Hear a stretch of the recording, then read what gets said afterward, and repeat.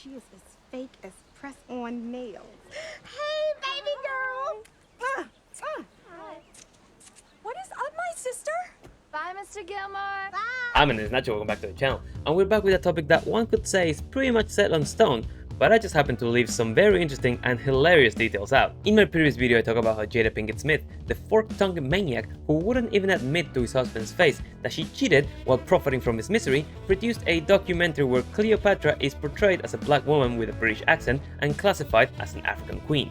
I am a god, queen of kings. Bit harsh, isn't it? Now, despite my best efforts to be as thorough as I could with the facts about this travesty and how every Egyptian, including the government, find this cultural appropriation to be unacceptable, I left out something that could be considered even more delusional than Jada's grasp on historical facts. And it's the interview with the director of this mockumentary. Introducing Tina Gharavi, the Iranian director hired for this fever project, who opens her interview admitting that before getting the call to direct the show, she found inspiration in a fortune teller who told her she was connected with the former ruler and shared her story. Did the fortune teller happen to be that lady's grandma? You see, things like this make me question how the work environment in Netflix is like, because if I was a member of the board of directors and this chick came to me saying that she's the most qualified person for the job because a card reader in a back alley on Venice Beach told her she is connected to the last pharaoh of Egypt after she put a 20 on her tray, my reaction wouldn't be any less than this.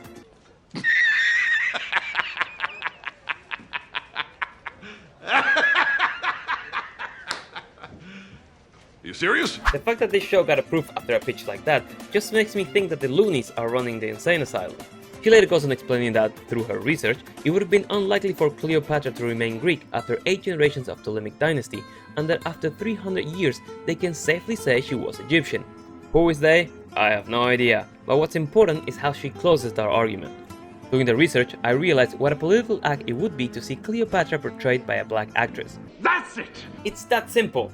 Why would you be interested in portraying Cleopatra as she truly was, according to decades of archaeological scrutiny, when it would be much more political and would create much more noise to change her ethnicity altogether?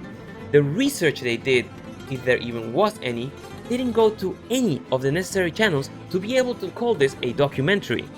Why shouldn't Cleopatra be a melanated sister? And why do some people need Cleopatra to be white? Why is it so hard for you to accept that she wasn't? Why do you need her to be black? How is it what you are doing not racist? The argument goes both ways, whether you like it or not. No one needs her to be white. The fact is, she was. She was described like that. She was painted like that. They've studied her whole family. No one is in the necessity to rely on someone's skin color to justify their historical importance more than you. This is a woman who is okay with people being angry at her and who would tell Egyptians to see themselves as Africans, coming from the Iranian activist who grew up in Jersey Shore. Who's that? Snooki, JWoww, DJ Polly D. No, not the douchebags from the Jersey Shore. When an Egyptian called Amir wrote her saying that Cleopatra was Greek, she said, "Oh Lord, why would that be a good thing for you, Amir? You are Egyptian." The audacity! Exactly, dummy. It's not a matter of how would they benefit from her. They fully recognize her being from Greek descent because that's the reality of it, and call your show a blatant historical fallacy. A campaign was created called Egyptians for Egypt, with people posting selfies where half of the photo is a depiction of an ancient queen and king of Egypt in response of the Afrocentric show. What's even better is as the article goes on, she starts to fumble on her own statements. So was Cleopatra black? We don't know for sure. Really?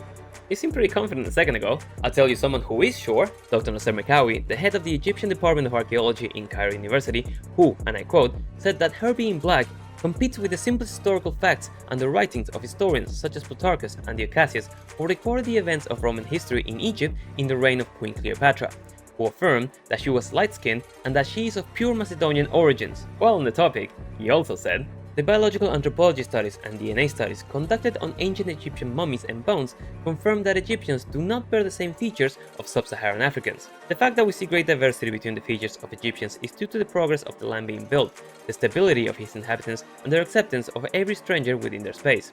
Imagine accepting people of different cultural backgrounds. What a barbaric concept. Back to the interview, Tina says, but we can be certain that she wasn't white like Elizabeth Taylor. We need to have a conversation with ourselves about our colorism and the internalized white supremacy that Hollywood has indoctrinated us with. Now this is worth taking a moment to talk about, and for all of you reading in my comment section, yes, Elizabeth Taylor was a white British woman portraying an Egyptian pharaoh. John Wayne was a white American man portraying a Mongol emperor. Richard Gere played King David, the first king of Israel.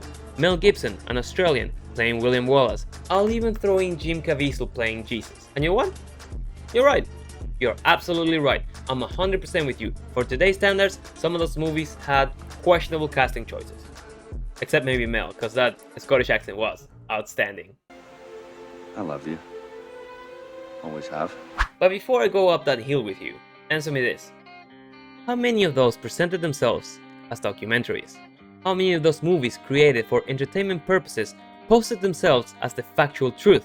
Other than the fact that some of those movies were made almost 60 years ago, could it be that the casting choices made were related to the names attached to them, and the fact that a John Wayne or an Elizabeth Taylor movie would bring more people into theaters and therefore make more money?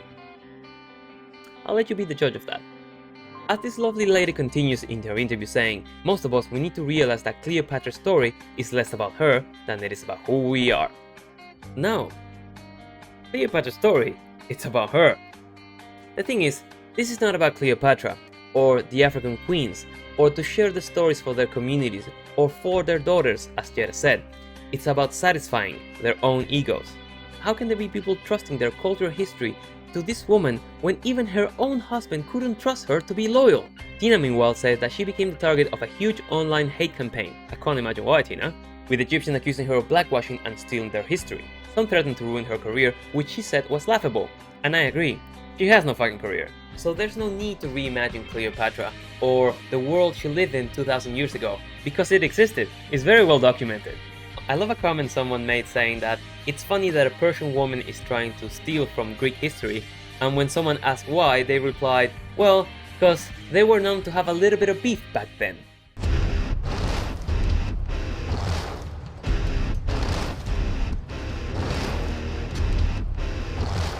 If these people were really interested on telling stories about real African queens, why not talk about Amina, the cavalry-riding queen of the Zazao, or Bilquis, the queen of Sheba, which is also pretty important for Persians, or Nandi.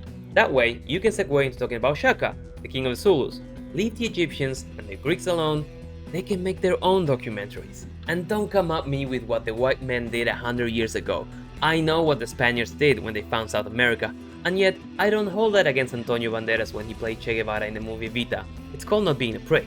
And to the scholars who came to my comment section to tell me, in all caps, that I'm wrong, You're wrong. that I'm a liar, and that I'm a racist, and that the white men covered up the real story and Cleopatra was indeed black.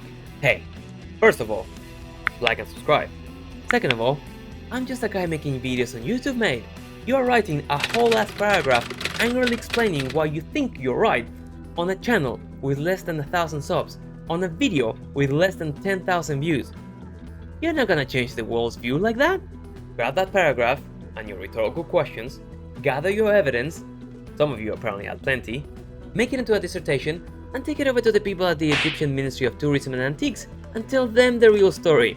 I'm sure they'll be thrilled to listen to you. But if you watch it far into the video, leave us a like, let me know in the comments down below which is your favorite historical movie with an actor or actress of another ethnicity than the one being depicted, members of the geisha. And as always, I've been Nacho. Hope you enjoyed the video. I'll see you in the next one. Take care.